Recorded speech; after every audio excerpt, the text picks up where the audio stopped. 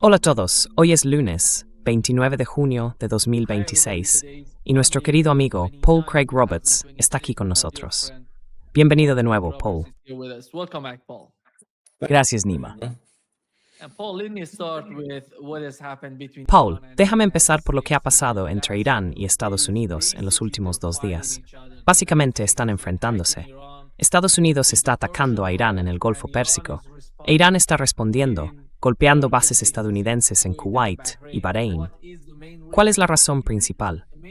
La razón principal es la misma de siempre. ¿Recuerdas el Proyecto Libertad en el Estrecho de Hormuz? Usaban buques petroleros para Saabs STBs sin tener en cuenta, ya sabes, la autorización iraní.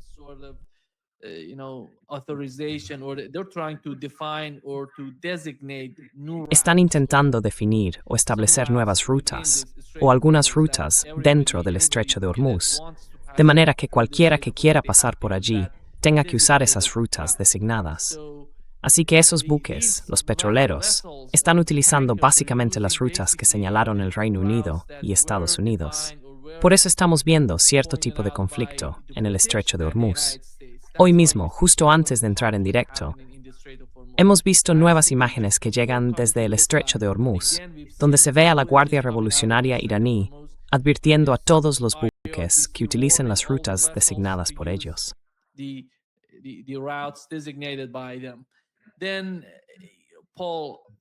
Entonces, Paul, teniendo en cuenta lo que está ocurriendo en el Estrecho de Hormuz, lo otro que ha pasado es el caso de Líbano e Israel. Estados Unidos reunió a las dos partes para firmar un acuerdo, y el gobierno, que no forma parte de la guerra entre Israel y el pueblo libanés, porque la guerra básicamente es entre Hezbollah e Israel y las fuerzas de defensa israelíes, está cerrando un nuevo acuerdo con Israel, dejando a un lado la parte libanesa y centrándonos en el Estrecho de Hormuz. Antes de entrar en directo, dijiste que no hay alto el fuego, no hay acuerdo, no hay memorando de entendimiento, que eso no significa nada, y que las dos partes siguen combatiendo entre sí. Adelante, cuéntanos tu opinión sobre eso.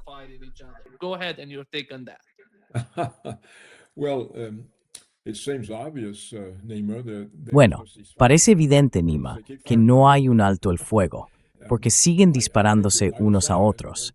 Creo que ninguna de las dos partes quiere admitir que no hay alto el fuego. Ahora bien, puede que se detenga, pero pienso que el hecho de que Estados Unidos, para empezar, haya sobornado al gobierno libanés para llegar a un acuerdo con Israel que excluye a Hezbollah, y el hecho de que Estados Unidos esté poniendo a prueba a Irán, intentando desviar los barcos por otra ruta a través del estrecho, demuestra muy poco compromiso por parte de Estados Unidos para alcanzar realmente un acuerdo pacífico.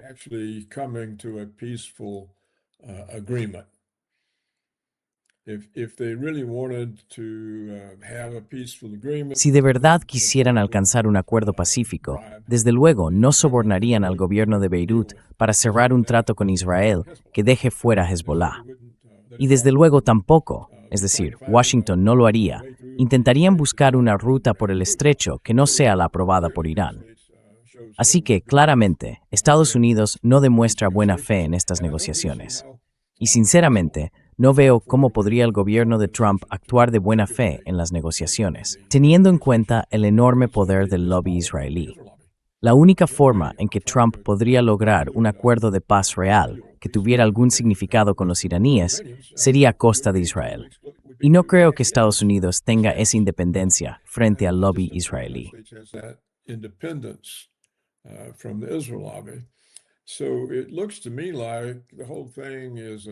A mí me parece que todo esto es una farsa. No tiene sentido. No veo a dónde puede llevar. Y esto pasa con muchos acuerdos, como el llamado Acuerdo de Anchorage. Ya sabes, los rusos siguen intentando aferrarse a ese acuerdo. Y el otro día el secretario de Estado estadounidense Blinken dijo que no había ningún acuerdo. Luego el ministro de Exteriores ruso, Lavrov, dice, sí, teníamos un acuerdo. Y 1 o 2 días después, Putin dice, bueno, teníamos un acuerdo para hacer un acuerdo. Pues eso es lo que es un memorando de entendimiento, un acuerdo para hacer un acuerdo. Y aún así, ni siquiera son capaces de mantener ese acuerdo para hacer un acuerdo. Entonces, ¿cómo van a llegar a uno?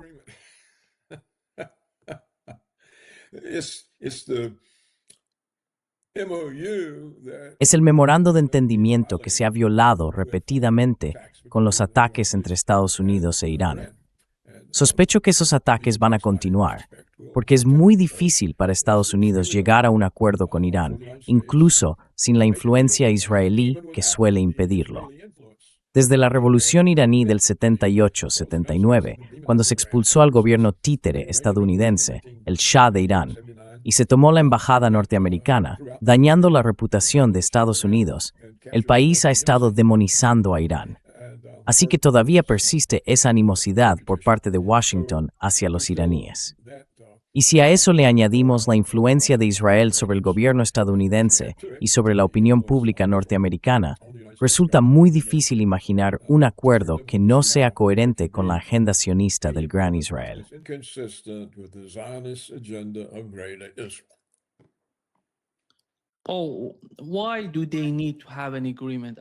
¿Por qué necesitan tener un acuerdo?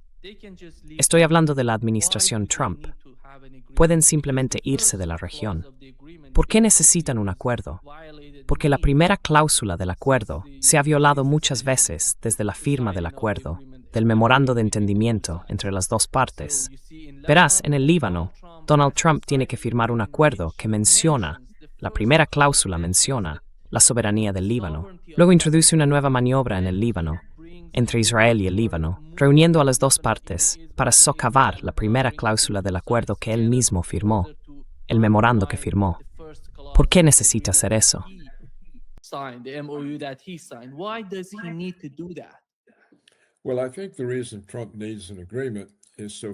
Bueno, creo que la razón por la que Trump necesita un acuerdo es para poder declarar una victoria y salir de la guerra. Ya hemos hablado de esto antes. El problema al que se enfrenta Trump es que la guerra es impopular, y él también lo es, por otras razones ahora. Además, hay una gran preocupación por las elecciones de mitad de mandato. ¿Tomarán los demócratas el control del Congreso o de la Cámara y pondrán fin a la capacidad de Trump para dirigir los asuntos? Así que necesita una salida que pueda presentar como una victoria. Da igual cuál sea el acuerdo, incluso si Estados Unidos, en la práctica, se rinde ante Irán, Trump lo llamará una victoria. Y por eso hace falta un acuerdo, o al menos Trump tiene que hacer que parezca que ha hecho todo lo razonable para lograrlo, pero que los iraníes son imposibles y no quieren cooperar.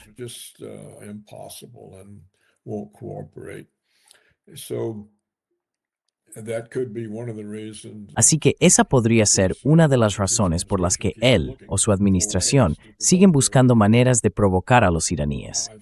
Creo que, en algún momento, Trump podría estar muy satisfecho si lograra provocarlos tanto que acabaran abandonando las negociaciones, con la esperanza de que al mostrarse firme, duro y decidido, el pueblo estadounidense piense que hizo todo lo posible por poner fin a esa situación. Pero no lo sabemos, ¿verdad? Ya veremos. Nada de esto es realmente predecible, porque tampoco creo que para Trump sea predecible hasta qué punto está sometido a la presión del lobby israelí. Y si miramos el hecho de que los neoconservadores, los judíos o los sionistas neoconservadores han controlado la política exterior estadounidense desde la época de Bill Clinton.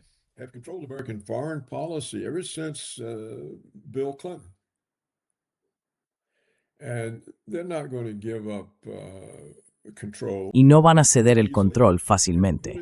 ¿Y quién va a arrebatarles el poder? No Rubio, es un neoconservador. Tampoco Hesketh, también es un neoconservador. ¿Quién va a quitarles el poder a los neoconservadores judíos? Y no van a apartarse así como así. Así que no creo. Creo que ya sabes, cada día para Trump es una prueba. ¿Cuánta presión puede ejercer Israel sobre mí? ¿Cómo puedo mantener esto hasta que sea posible salir de ello? O quizá él todavía piensa que puede desgastar a los iraníes, o amenazarlos, o atacarlos. No lo sé. Nadie lo sabe. No creo que Trump lo sepa. Verás, nunca hubo un plan real para ir contra Irán. Simplemente pensaron que atacarían, que Irán se derrumbaría, y hasta ahí llegaba el plan.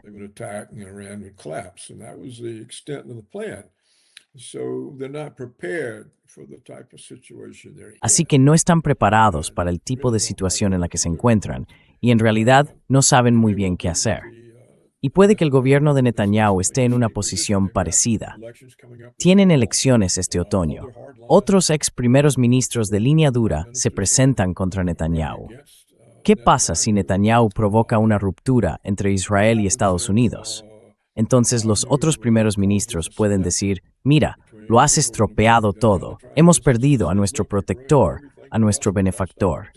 Netanyahu tiene que irse para que podamos reparar las relaciones con Estados Unidos. ¿Ves? Todo eso le preocupa. Así que no creo que nadie tenga una idea muy clara de hacia dónde va esto, ni de cómo van a gestionarlo. Where this is going and how they're going to manage it. And I think Y sigo sin entender por qué los iraníes se metieron en una situación así. ¿Qué pueden sacar de esto? Puede que estén esperando algo, y quizá por eso aceptaron y siguen adelante a pesar de las violaciones del memorando de entendimiento. Tal vez la razón por la que se mantienen en esto sea que quieren ver si el resultado es una ruptura entre Estados Unidos e Israel.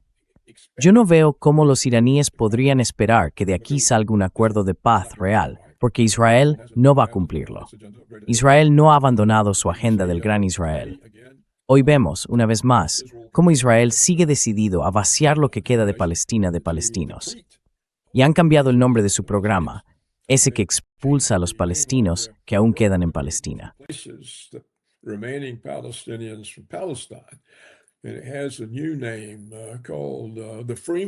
Y ahora tiene un nuevo nombre, el Plan de Libertad de Movimiento. Así que desplazar a los palestinos de Gaza y de Cisjordania ahora se llama Libertad de Movimiento. Y si los iraníes realmente están comprometidos con la causa palestina, tampoco pueden aceptar eso. Así que creo que lo único que quizá podamos saber es que la razón por la que los iraníes están aguantando toda esta tontería es porque piensan, bueno, sigamos adelante y quizá los estadounidenses y los israelíes acaben enfrentándose. Y eso beneficiaría a Oriente Medio, aísla a Israel, y tal vez podamos salir de todo esto sin una gran guerra. Puede que eso sea lo que pasa por la mente de los iraníes. No lo sé con certeza. No se me ocurre ninguna otra razón válida para que participen en lo que, en realidad, es una farsa.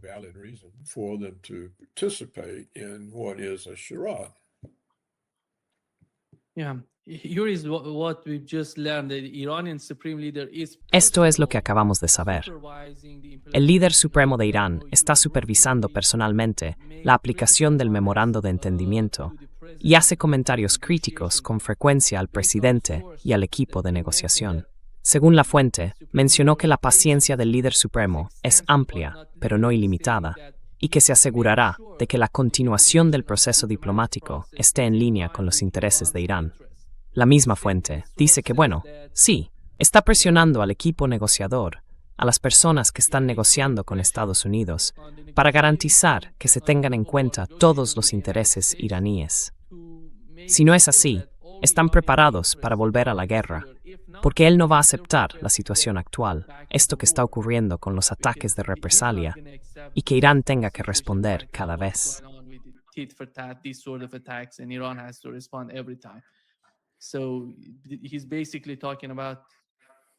Así que, básicamente, él está hablando de hacer algo, y si eso no funciona, volveremos a la guerra.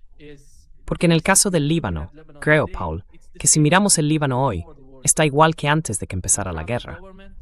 Tienes al gobierno, de alguna manera, apoyando y manipulando a toda la sociedad libanesa, respaldando a Estados Unidos y su política, no solo a Estados Unidos, también a los israelíes. Y luego tienes al Parlamento, al presidente del Parlamento, en contra de las políticas del primer ministro y del presidente del Líbano, y a Hezbollah luchando otra vez. Y según entiendo, nada ha cambiado hasta ahora. ¿Es así?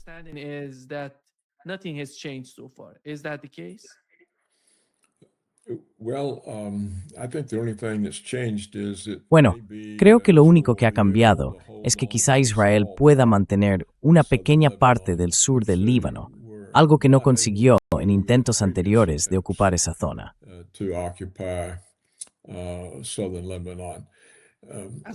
¿Te refieres como parte del acuerdo? ¿Como parte del memorando de entendimiento entre las dos partes? ¿O entre Beirut, Israel y Estados Unidos? Es una forma de conseguir que Israel detenga los ataques. Así que si paran los ataques, Esta vez pueden quedarse con una pequeña parte del sur del Líbano.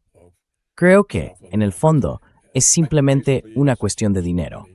Estados Unidos compra al gobierno de Beirut, tiene el dinero para hacerlo, y el gobierno reparte ese dinero.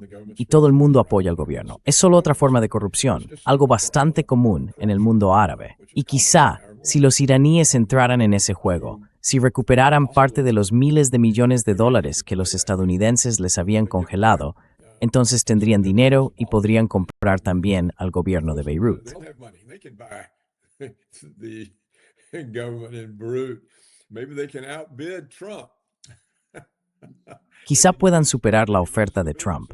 Pueden usar los miles de millones que supuestamente se van a liberar de nuevo hacia Irán y decir simplemente, bueno, mira, pagaremos un precio más alto. La gente suele pensar que hay algo más que dinero detrás de todo esto, pero a veces en realidad todo se reduce al dinero. ¿Quién puede comprar a quién? ¿Quién puede ofrecer más? ¿Quién puede pagar el precio?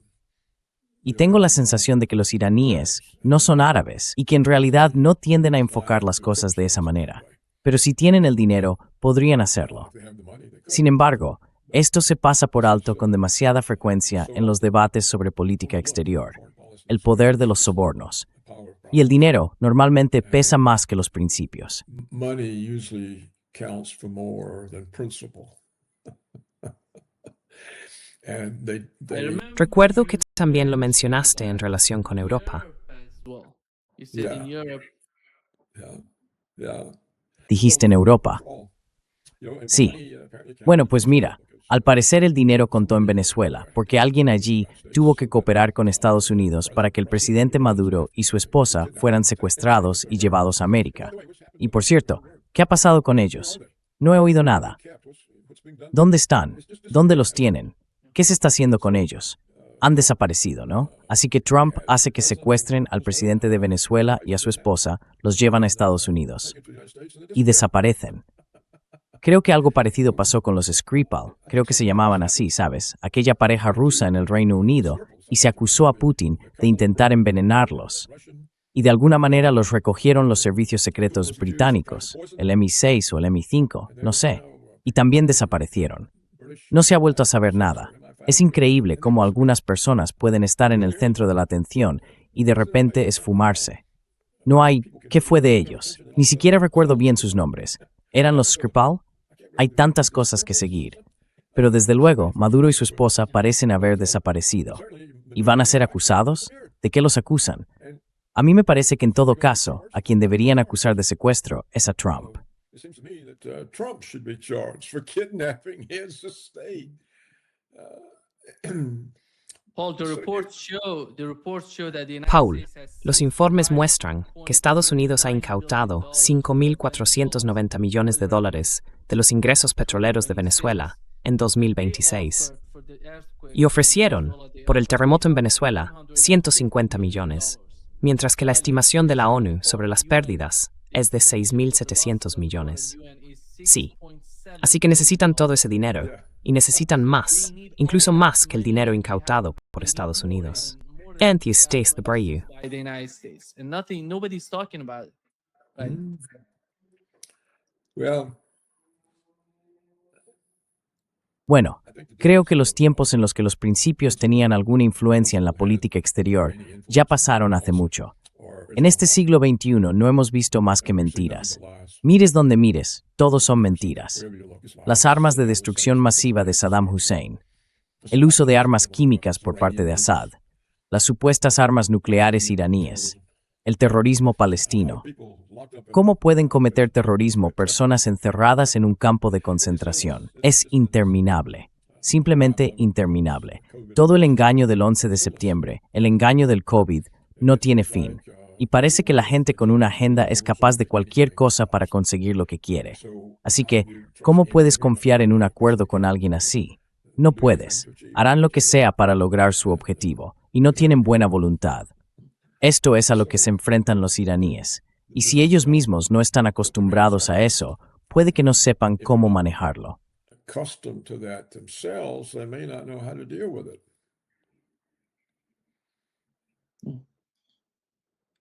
Israeli defense minister El ministro de Defensa de Israel dijo que van a permanecer en el sur del Líbano mientras Hezbollah no sea desarmado.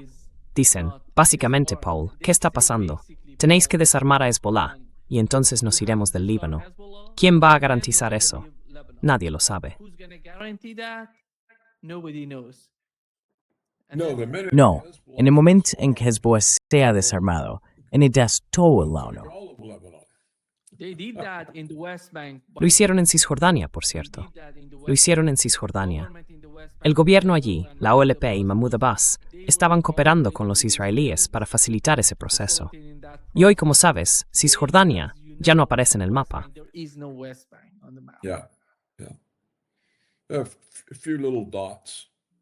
Yeah. And Unos pocos puntitos, y está previsto que los tomen. Sí, así que claro, en cuanto no haya Hezbollah, ya no habrá una oposición real a que el Líbano pase a formar parte del Gran Israel. Y estoy seguro de que Hezbollah lo sabe, y sospecho que los iraníes también lo entienden. So Así que todo este lío, this whole mess. Let's assume the United States finally Supongamos que Estados Unidos por fin encuentra una forma de salir de la región. Hay un memorando de entendimiento, pero parece que a nadie le importa. A Estados Unidos no le importa, ni en el Golfo Pérsico ni fuera de él, en el Líbano. Entonces Irán, cuando vea lo que está pasando con ese memorando, va a dar un paso atrás, va a seguir su propio camino. ¿Y cómo ves tú los cambios en la región, que podrían ser de alguna manera permanentes? Es decir, los que quedarían en la región después de que de algún modo Donald Trump decida declarar la victoria y marcharse de allí. Declare victory and get out of the region. Well, there's another pressure. bueno, hay otra presión sobre Trump, además de la presión israelí y la interna, y es la política estadounidense de toda la vida de querer controlar los flujos de petróleo, los del Oriente Medio. Esa presión también existe, así que para él, salir de Oriente Medio se vuelve aún más difícil, porque significaría renunciar a la capacidad de Estados Unidos de controlar o influir en esos flujos de petróleo. Y eso es algo que la política exterior estadounidense no querrá perder. Así que si puede o no salir de Oriente Medio, es más complicado que simplemente salir de Irán. Lo que podría pasar es que la presencia estadounidense en la región se reduzca y que se concentre sobre todo en Arabia Saudí, Jordania e Israel. Will be in Saudi Arabia and Jordan and Israel. And the Persian Gulf, they Y en el could- Golfo Pérsico podrían, no sabemos si lo harán, pero podrían, decidir simplemente que no les gusta estar en medio del fuego cruzado entre los estadounidenses y los iraníes, and don't like que no quieren tener bases aéreas y navales de Estados Unidos cerca de sus envíos de petróleo, porque eso los implica directamente en la guerra con Irán. that involves Y entonces serían ellos quienes pagarían el precio de la destrucción, que hasta ahora se ha limitado en gran parte a las bases estadounidenses, pero que podría extenderse fácilmente a sus principales ciudades. main cities. Así que esto podría evolucionar de muchas maneras. This thing could develop in many ways. I would think that what would happen is there'd be a reduction in American presence. The Americans will have to leave areas that now feel threatened by the conflicts and stay located in the areas that are still comfortable with the American presence. The Iranians, in a way, by failing to stick to the war and drive it to a conclusion, are probably faced with long-term bother, long-term problems, recurring military aggression. Es probable que todo siga ocurriendo, pero con menos intensidad que la que resultó del ataque estadounidense e israelí contra Irán y de la respuesta iraní. And Iran's response. So, since Como no hubo una victoria clara ni una derrota clara de Israel y de Estados Unidos, y una vez que empiezan las negociaciones, es difícil abandonarlas del todo. Probablemente todo esto se alargue. Simplemente seguirá y seguirá. Y como dije antes, las guerras en otros lugares podrían hacer que la atención se desvíe de la situación iraní. Si Trump decide invadir Cuba o ocupar Groenlandia, todo eso se convierte en nuevas crisis, Y una crisis nueva siempre tiene más interés mediático que una antigua que sigue ahí, a fuego lento. Así que el mundo podría acabar acumulando un montón de conflictos latentes, el de Rusia, la OTAN y Ucrania, el de Estados Unidos, Israel e Irán, lo que haga Trump en Cuba, en Groenlandia o donde sea, en México.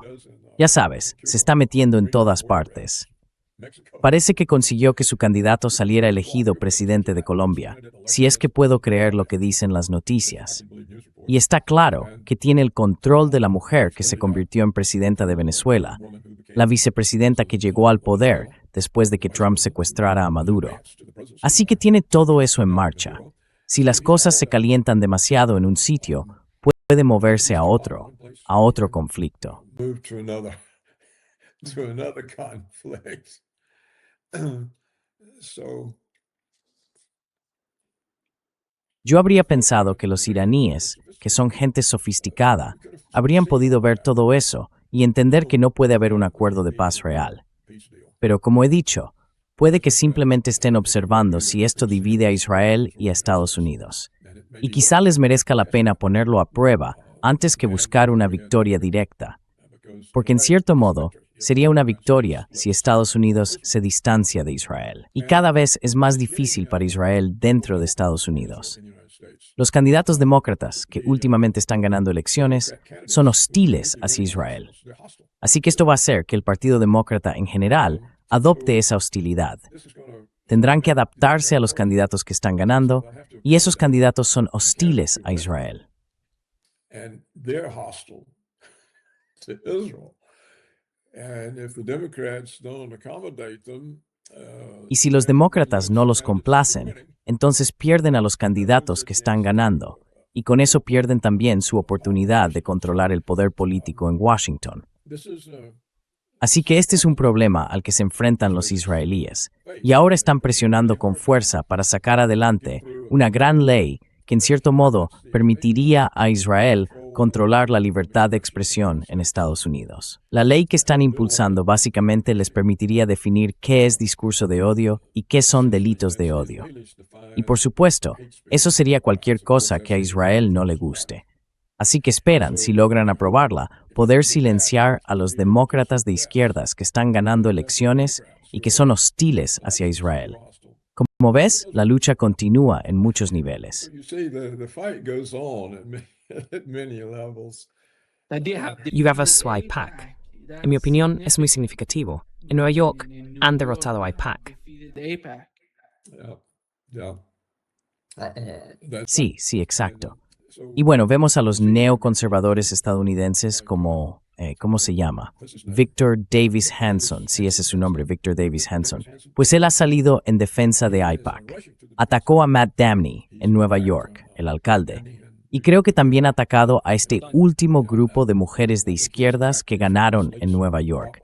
Ganaron en las primarias, supongo que fueron las primarias, y también derrotaron a AIPAC. Así que es un problema creciente para Israel, porque todas las guerras que Estados Unidos ha librado por Israel en Oriente Medio, ya sabes, contra los iraquíes, los sirios, los libios, los somalíes del norte de África, millones de esos refugiados se fueron a Europa, a Estados Unidos, y ahora hay muchos de ellos en Estados Unidos. Bueno, son hostiles a Israel, y todos son demócratas, porque son los demócratas los que acogen a los inmigrantes indocumentados, como se les llama. the undocumented aliens, as they're called. Lo llamo ex-invasores. Invaders. So it's changing the whole nature. Así que está cambiando por completo la naturaleza del Partido Demócrata.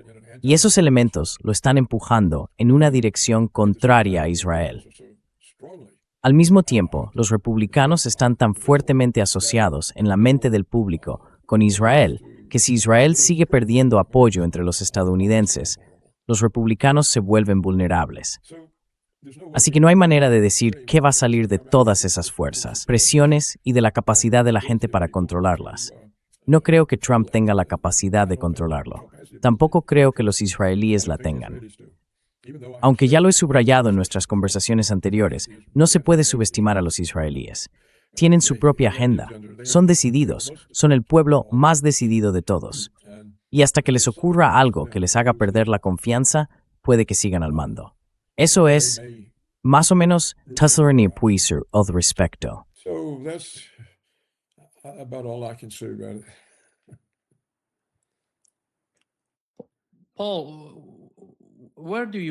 Paul, ¿dónde dirías que está hoy el Partido Republicano comparado con lo que era durante las elecciones presidenciales, cuando el resultado fue la elección de Donald Trump? Has mencionado la situación de los demócratas y cómo está cambiando el ambiente, y los republicanos. ¿Cómo ves a la base, a esa gente que votó por Donald Trump? ¿Notas algún tipo de cambio? ¿Está ocurriendo algo diferente?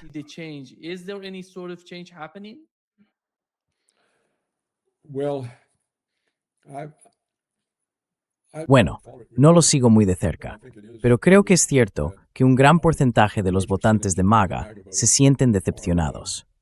Trump prometió que no habría más guerras, prometió paz con los rusos. Pues bien, no ha conseguido la paz con los rusos. Nos ha metido en una guerra en Oriente Medio, que salvo para los superpatriotas, los que gritan ¡Viva América!, muchos de los seguidores de Trump que son más críticos están preocupados. Les preocupa que hayamos sufrido una derrota en Irán, que Trump en realidad nos haya llevado a esa derrota por no saber lo que hace, por no estar preparado, y que el prestigio y la reputación de Estados Unidos se hayan visto dañados por culpa de Trump. Algunos le echan la culpa a él, otros culpan a Netanyahu por haberse metido en ese conflicto. Así que ya no están tan entusiasmados con Trump como antes. Ya sabes, todo empezó cuando él fue a por los demócratas que usaron la guerra legal para arrestar a la gente del 6 de enero y encarcelarlos con cargos falsos.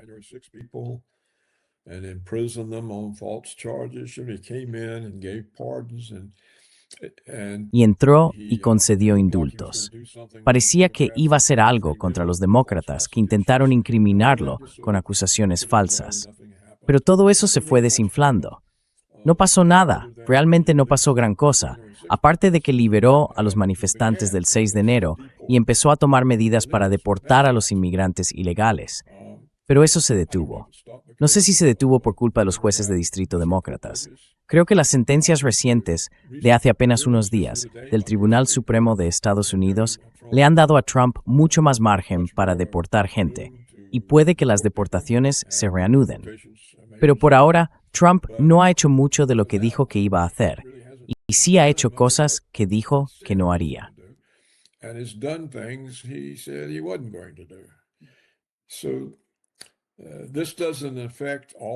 Así que esto no les afecta a todos. No afecta a los conservadores, que básicamente ahora son neoconservadores aliados con Israel, como Victor Davis Hanson.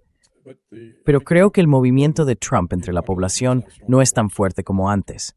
Aún así, los republicanos más o menos se han rendido ante él y colaboran con él. Los llamados republicanos Rhino, republicanos solo de nombre, están más callados que durante su primer mandato. Así que parece que ha conseguido más control político sobre el partido y quizá menos sobre el electorado. Esa es la impresión que me da. De algún modo ha fortalecido al Partido Republicano a su alrededor, pero ha perdido a parte de los votantes. Sí.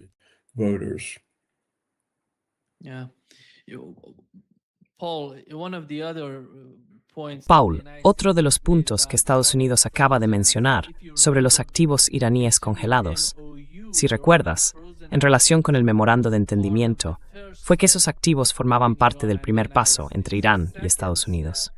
El segundo paso, después de alcanzar algún tipo de acuerdo, sería abordar el programa nuclear iraní junto con las sanciones de la OIEA, del Consejo de Seguridad de la ONU y las sanciones primarias y secundarias, básicamente todas relacionadas con el programa nuclear iraní como siguiente fase.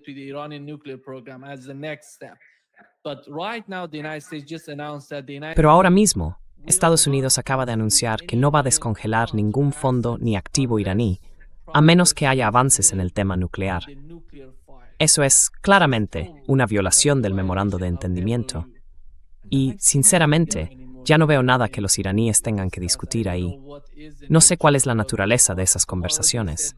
Mañana dijeron que se van a reunir otra vez. ¿Y quién se va a reunir con los iraníes en Doha, en Qatar? Van a ser Jared Kushner y Steve Witkoff, dos de tus personajes favoritos.